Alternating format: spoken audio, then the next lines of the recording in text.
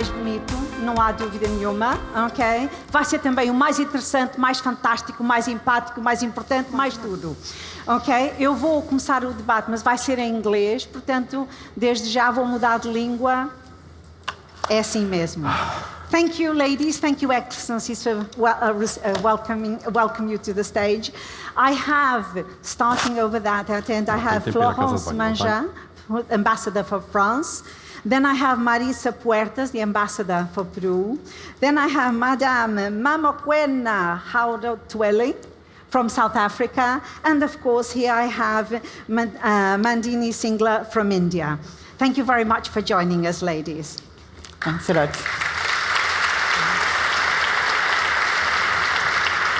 Okay, and we'll go straight to the point, because 25 minutes to say everything amazing that we want to say is absolutely impossible. We've seen the whole world, everywhere we go, we've seen associations, we've seen women taking up their voices, we've seen women empowering themselves, not waiting to be empowered by anyone, and raising their voices, impacting the economy, changing leadership styles, changing the way the world is run. I would like each of you to give me a kind of a short perspective on how things are happening in your part of the world. Can we start with Mandini, please, on your side? Okay. I'm glad I get to speak first because 1 out of 6 women in the world is Indian. We have 670 million women in India, more than double the population of women in the entire European Union. So when we talk about empowering the Indian woman, I think you're empowering the woman of the world. And I'm happy to tell you that the Indian woman is going places, not because the government is promoting hundreds of welfare schemes, which is also true, but because of the reality of the digital revolution that we have in my country today, because of the reality of a trinity, interestingly called JAM, J-A-M. It's as sweet as it sounds, but it stands for Jan Dhan Yojana, which is creating bank accounts, free bank accounts, for even the most impoverished woman in India. So in the last 4 years, we have created more than 350 million bank accounts, out of which more than half belong to Indian women in rural areas. So you have the Indian village woman now having a bank account and receiving the benefits, like whether it's a pregnancy subsidy or a subsidy for food or health insurance, directly into her account because of the second part of JAM, the A, which stands for the Aadhaar card, which is the biometric national identity card that every Indian has today. So what does this mean? It means that something that is meant for the woman can no longer be misused by an intermediary or a drunken husband or a son who spends it on smoking or liquor. And the third part is the most interesting to me, the M, the mobile phone. Today, almost every Indian has a mobile phone, and the digital connectivity rates are one of the cheapest in the world. So what has happened is, you have almost $1 billion of money being disbursed through schemes like the Mudra scheme, for instance. And out of this $1 billion, 100 million Indian women have obtained these loans to start their own enterprises. And they use their phones, which have mobile e-platforms that connect buyers and sellers to sell their products. I'll just give the example of one woman before I conclude. She's called the Slumdog Millionaire of India. Her name is Kalpana Suraj. She was a child bride who did not even complete schooling because she got married at the age of 11. She was abused by her husband and her husband's family. She attempted suicide. Then she went to Mumbai, made use of this loan, made use of the mobile phone, and today she's the CEO of a $112 million company called Kamani Tubes. So Wow. that's the revolution happening in India right now.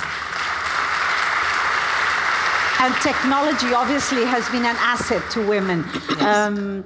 Mama Kwena, in Africa, I know technology has helped women as well in advancing and creating their own enterprise. And I know that South Africa is an absolutely amazing example. I've watched it happen. What's happening to women in South Africa? Are they impacting the economy? Are they moving forward? Is the world being good to them? Yes, indeed, women in South Africa are moving forward. We take our cue from the women of 1956 who marched to fight for their rights in South Africa, which we call the 1956 March, which makes the women in South Africa celebrate Women's Day on the same day every year since the democratic government. We have a slogan that says, you strike a woman, you strike a rock. And that is the dictum that brings women together and shows the strength of women in South Africa. We, as South African women, we as well have a very strong civil society movement that is working towards uplifting the women, women empowerment, all the various NGOs that do that. And besides the civil society, in government, on a political level, we have 47% of members of parliament as women. And in the cabinet of President Ramaphosa, we have 50-50. We have attained 50-50. That is what the women have been fighting for. We have women moving in energy, in various fields of technology. As we speak, we have a woman in the National Energy Organization being a CEO of that organization, being a woman. We have women in rural development. In the rural areas, we have women who are empowered through their arts and craft, and their products are being exported all over the world. And as I traveled, in my other life, I traveled a lot over the world, I would see those crafts in various countries that are made by rural women in South Africa to empower them so that they should be independent and be able to educate their own children. But what is most important for us is the education of the young woman. We have a program that says, take a girl to work. Every year, any big corporate get girl children to mirror the CEOs of the companies for a day or for a week, it depends on the company. In that way, trying to educate the society and as well to empower these girl children so that they should be able to make good decisions about their future as they go on in life. We had, as South Africa, already 2 deputy presidents being women. So at the moment, the women, we are moving towards, in future, to have women in all levels. The 50-50 is a good thing, but in the corporate world as well, the women are making strides. In the scientific world, the women scientists and researchers. In the Foundation for Research, we have women at senior levels to empower other women as well. So in South Africa, women are making strides, women are moving, and what keeps us together, what binds us together, is that idea that you struck a woman, you've stricken a rock. Wow. I would like to see all the Portuguese CEOs taking a girl to work, please. Okay, that would be really, really good. Okay, let's turn over here and go to Maurice. How is technology also helping women achieve their ambitions and their dreams in Latin America and specifically in Peru? Well, Peruvian economy is one of the most growing most fast in Latin America, and we are doing a lot of efforts to bring in that technology to women, especially in the rural areas and the areas of social medium income. So this is an opportunity for them to take advantage of technology to form their own enterprises. And there is a program in order to promote this kind of ideas and programs. Excellent. And you, Mandia? Maybe instead in of France specifically, because France is also changing a lot. We can see it every day. I follow the news, and there are a lot of great things are happening in France.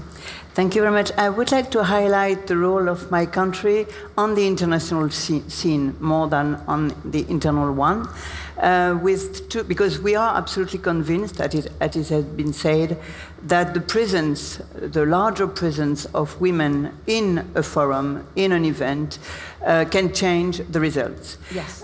2 examples. First, women, peace and security. Since 2000, France, alongside with Great Britain, Netherlands and Canada, have acted a lot in order that the UN resolutions are voted to promote and to increase the participation of women in conflict situations. Currently, they are the main victims of conflicts with children, and the idea was to promote them as a peace actor, peacemaker, and we have good examples of results in that regard. I would cite Guinea-Bissau, where the presence of group of women in the negotiations have played a role, even if we know that the process is fragile. And Colombia, the presence of women in the teams of the government negotiation and the FARC negotiation has had a result. Second set of example, we have just had the chairmanship of the G7, which has been concluded with a summit in Biarritz. And we have worked throughout our presidency with the help of a group of people, NGOs, civil society, mainly made of women, co-chaired by the Nobel Prizes Nadia Mourad and Dr. Mukwege. And because of their help and because of this composition of the group, we have had very tangible results. The creation of a fund for women entrepreneurship, a global fund for helping women with violence, and a partnership in order to promote laws throughout the world favorable to equality, gender equality. So these are 2 examples of promoting the place, the presence and the participation of women on the international scene. Do you feel, and this is for everyone, do you feel that, especially regarding the countries that you represent, do you feel that it is more difficult for women to accompany this change and this development in society than for men? Or do you think that these changes and these developments are actually helping women to empower themselves a little more? Yes, of course. I think it's from observation and experience, it's difficult for women to climb the ladder because there are basic truths about leadership. One that we should understand as leaders, particularly women leaders, is that as a leader, you would not be liked by everybody. As a leader, you would not be able to please everybody. as a leader, you would not be able to make the right decisions always. But what is critical is the ability to make a decision and be able to defend your decisions. Because women are seen as people who can't take decisions, but what empowers women is education. I would say women should get empowered, acquire education and skills to empower themselves so that they should be able to face the challenges and keep up with the changes that are happening. Nandini. In India, we have a more spiritual concept of leadership. Leadership does not mean being the boss, but leadership means having people follow you because they want to, because you're inspiring by example. And somehow women tend to do a better job at this than men, because for various reasons, I guess. So in India, we believe that empowering the woman is empowering the country, and it's the key to progress. So we've had women president, a woman prime minister, woman as the leader of the opposition party, women as the speaker of the parliament, women chief ministers, and in fact, India is one of the few countries, as many of you know, which have launched missions to Mars and the moon. But many of you don't know that more than 1/4 of the scientists who made it possible were women scientists. The ones who designed the spacecraft, the navigation systems, communication systems, were all women. And even in terms of social leadership, Yes. women are blazing a trail. For example, one woman from the town that I hail from in South India, her name is Salu Marada Timmakka, has planted 8,000 trees single-handedly in 30 years. And she started a whole movement. And many of you may have heard the news. India recently abolished something called the triple talaq, where a Muslim man could simply WhatsApp or text the word talaq, talaq, talaq 3 times, or just say it 3 times, and it was a divorce. We had 1 million people, mostly women, petitioning the Indian court to have it abolished, and it was.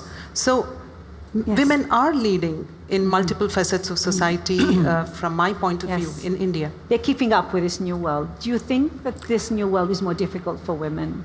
I think if we want to improve the situation as far as gender equality is concerned, it's a collective work. It's not a work only for men or only for women.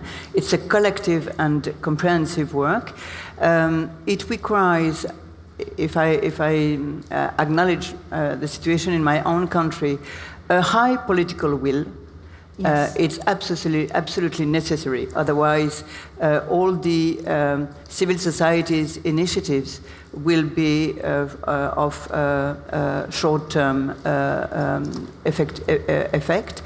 And the role of the civil society, both a commitment by the leadership, political leadership, and we have it in France at the current time with President Macron, and a more and more active participation of all sectors of civil society in order to incite and impulse this political will. Yes, and yes.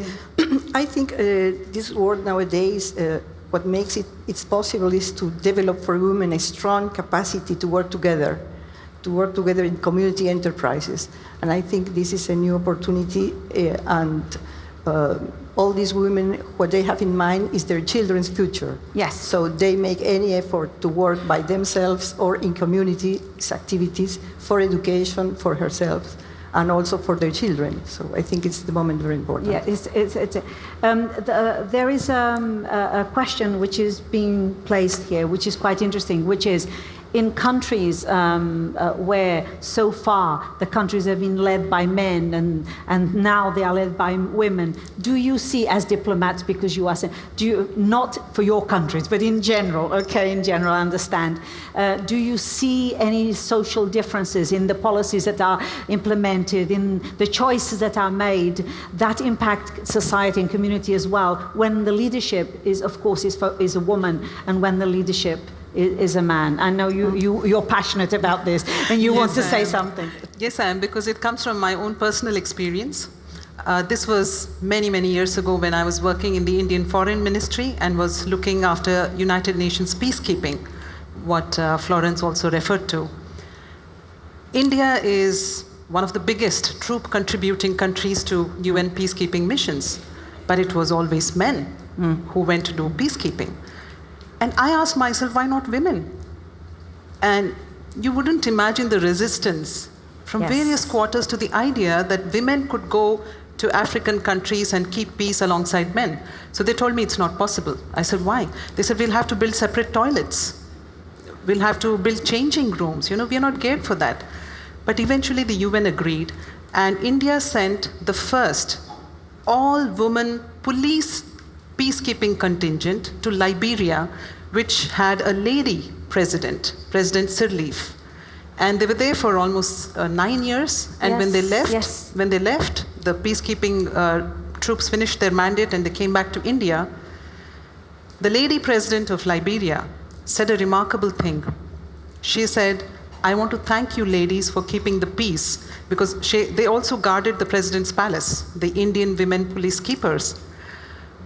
She said, but I want to thank you because you have had such a remarkable demonstration effect upon the girls in my country that today the number of women in the Liberian police force has increased by 75% thanks to you. Excellent. And I think the fact that there is a woman who's at the head of the country does bring a certain gender sensitivity to everything, as I saw from my first-hand experience. Do you think that women in leadership change the way policies are applied? Yes. I think that we, women diplomats, not only represent our country and negotiate on their behalf, we also engage in policy and decision-making in matters of foreign affairs. And also we have responsibilities in sensitive issues that have direct impact in our country and others as well. No? And for example, working for the Agenda 2030 in sensitive issues. And also, I think we, women diplomats, we can play a role model for our young ladies in our home and for young ladies over the world. Yes. It's sure that the fact that there are more and more women in many professions change the way we are working. We have some different sensitivities. The sensitivities for men and women are not totally the same. We have not the same priorities as well. And so the fact that the objective of gender equality can be fulfilled as an effect on this complementary, and we have a policy which is richer, more complex, more diverse, and I think the efficiency of our action is gaining. Yes. And do you find that having vice presidents that are women impacts the way policies are implemented, as we said? Yes, they did. Out of that, we have a law that protects women, and we had a program that is a program of recognizing gender violence. Every year in November, we have a week that month is the month that we dedicate to women and stop women violence and reduce women violence by educating men themselves, because women are violated by men, and we as well bring in the men. As I speak, we have a movement called the 1,000 Men. That movement is for men who say, not on our name. So the gender-based violence, recently, the president has been going all over the country. Women have been raising the issues about gender-based violence. And this came because we had very good women in leadership as deputy presidents, as speakers. Even at the moment, the Speaker of Parliament is a woman. Women are focused on nation building. Women pay attention to details, and that's what makes women good leaders, that they pay attention to these details, and they focus on building the nation. And building the nation involves a lot of variables, like the education, the social part of it, the cultural, and all those variables that build a nation. When you have a woman at the helm, the woman pays attention to those details. Okay, thank you, ladies. There are 3 takeaways that we can see here. So when you see it, you can be it. So it's about having examples that you can see, that you can model, and that you can follow. Women are good peacekeepers. And after all, the new world is treating us quite well. It's allowing us to use our voice. So thank you very much. Thank you for honoring us with your presence. Okay, thank you, ladies.